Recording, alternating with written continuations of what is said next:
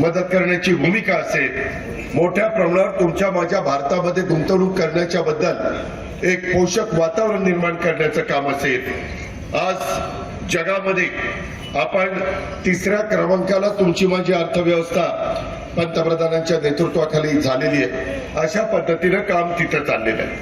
दुसरं, देवेंद्र फडणवीस आणि आम्ही सगळेजण महायुतीचं सरकार चालवतो.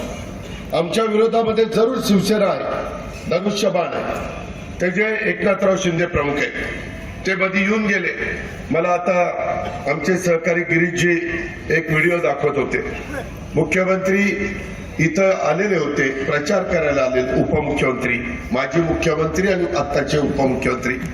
परंतु ते हेलिकॉप्टर उतरत असताना असं एका चगाळ उघडलं, असं का घाण. अरे तुम्ही ज्यांना बोलवता तुम्हाला कचरा कुठं टाकायची त्याची अक्कल नाही. तुम्ही कशा पद्धतीनं काम करता, या पद्धतीनं जर गेले 25 वर्ष या माझ्या भगूरचं वाटोळं करण्याचं काम या लोकांनी केलं. मित्रांनो, माझी विनंती आहे की आज राज्याची सूत्र देवेंद्र फडणवीस साहेबांच्याकडे, मी तुमच्या पुढे अर्थमंत्री आणि उपमुख्यमंत्री म्हणून उभा आहे. माझ्या लाडक्या बहिणी इथं बसलेल्या आहेत.